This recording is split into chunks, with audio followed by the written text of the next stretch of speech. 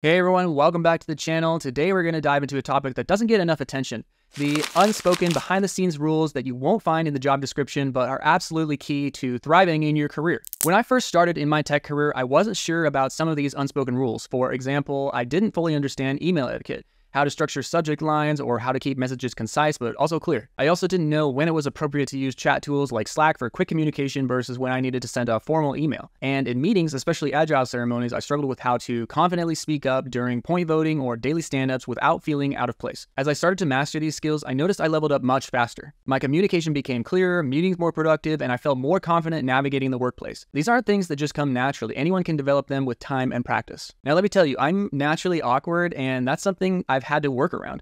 But I didn't let that stop me from succeeding, and neither should you. Whether it's learning to confidently say I don't know in a professional setting or navigating one-to-one meetings with your manager, these skills can be learned and refined. So let's get into it. I'll show you exactly how to start mastering these unspoken rules. Let's start with something simple but essential: communication. Whether it's through email, chat, or phone, your communication says a lot about you. You could be great at your job, but if your emails and chats are sloppy, you're going to look unprofessional, and this will definitely affect your career growth. Emails. Structure is key. Make sure your emails are professional, with complete, clear sentences that clarify your point and organize the information well. Take a little extra time to present your messages effectively, especially when providing important details. Bullet points are great when the information calls for it. Remember, people get flooded with emails, so keep yours concise and to the point. Emails are perfect for asynchronous, non-urgent communication and documenting conversations. One of the biggest advantages of email is the search feature, so anyone in the email chain can easily reference important information later. Meetings, on the other hand, even when recorded or transcribed, don't provide the same level of searchable documentation. Subject lines. Make them clear and concise. For example, action required, Q3 budget approval needed. This is my preferred method for quick, efficient communication. Chats are often checked more frequently than emails and are great for immediate conversations. They're also asynchronous, so if someone is away, they can check notifications when they return. If a conversation needs more depth, chats can quickly upgrade to phone calls.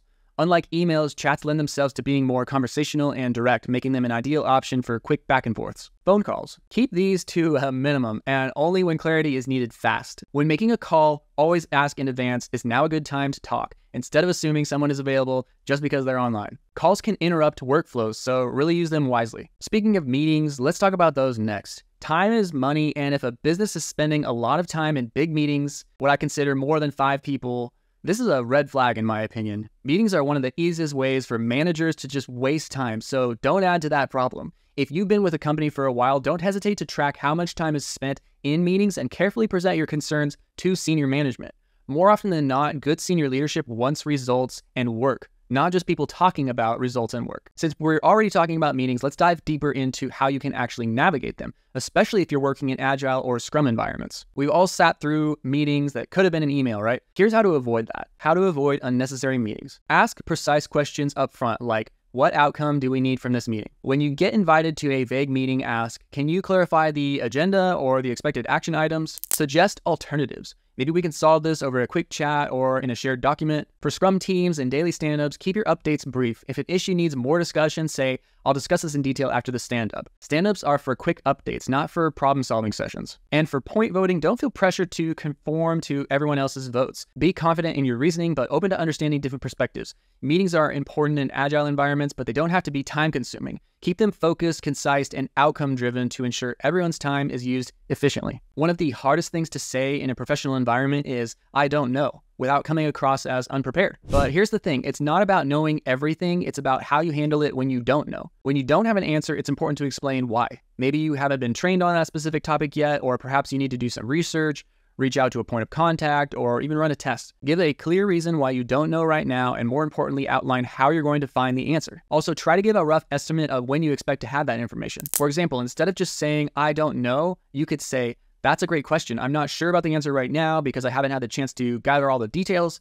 Let's put that down as an action item and I'll follow up after doing some research. Or here's another example. I don't have the answer right now. I need to check with the other team. I'll connect with them and get back to you by XYZ timeframe. Another option is, let's explore that further. I'll need to dig into that a bit more, but can I take this offline and provide an update in our next meeting? The key takeaway here is, don't bluff your way through a question you can't answer. Admitting when you don't know something actually builds trust because it shows you're honest and focused on finding a solution. It's all about communicating why you don't know and showing that you're taking the necessary steps to figure it out. Next, let's talk about 1v1s and performance reviews. Key chances to show your growth and get valuable feedback. But first, I want to address the anxiety many people feel when their manager schedules a random 1v1. First, don't always assume the worst. Most of the time, your manager is just in a hurry and wanted to get something on the calendar. Maybe they want to discuss a new project, a team restructure, request more information, or just check in. Unless you've got a surprise meeting with HR people you've never met before, chances are the meeting is totally benign. And even if you were in that situation, being anxious won't help you avoid it, nor will it help you land another job. Anxiety only really helps when you're cramming for a certification or rushing to meet a project deadline. Otherwise, it just drains your energy. Keep that in mind the next time you feel nervous before a meeting. For performance reviews, come prepared with a clear agenda. This is your time and you should be driving the conversation, not just waiting for feedback. Bring up both your successes and challenges. A simple way to frame this is, here's what's going well and here's what I could use your guidance on. By doing this, you not only showcase your progress, but also determine that you're proactive about overcoming obstacles. Frame your accomplishments with measurable results. Instead of saying, I worked on deployments, say something like, I increased deployment efficiency by 20%. It's a much stronger way to highlight the impact you're making. And when you receive feedback, don't get defensive. A good response is, I appreciate the feedback and I'll work on that. This shows that you're open to improvement and willing to take constructive criticism. So remember, whether it's a 1v1 or performance review, use these opportunities to reflect on your progress and get the feedback you need to keep growing. And to stay on top of all these meetings and tasks, let's talk about something just as important: note-taking and task management. These are two habits that can really help you stay on top of your responsibilities and keep you productive. I think it's crucial to have a solid system in place, and for me, Google Docs is a game changer. Plus, it's free to set up a personal Gmail account, which gives you access to both Google Docs and Google Calendar, among other things. Honestly, Google Calendar is one of the best tools out there for managing your schedule. It's so much better than most other calendars, especially when it comes to organizing your day and setting reminders. I like to have a daily task list of things I need to accomplish. This way, I know exactly what's on my plate for the day and I can avoid getting distracted. The tasks I set are designed to primarily serve my manager and senior management, and keep this in mind. Your priority should always be the tasks set by your management, not requests from coworkers or people lower in the hierarchy. Sure, you want to be helpful, but at the end of the day, your role is to excel in your career and make money, not just to make friends. My system for using Google Docs looks like this. I use the @today function in Google Docs to create a section for the current day's tasks and notes. This is especially helpful because it makes it easy to search and reference later if needed. I keep a running task list under each day. If I don't finish something, I just move it forward to the next day.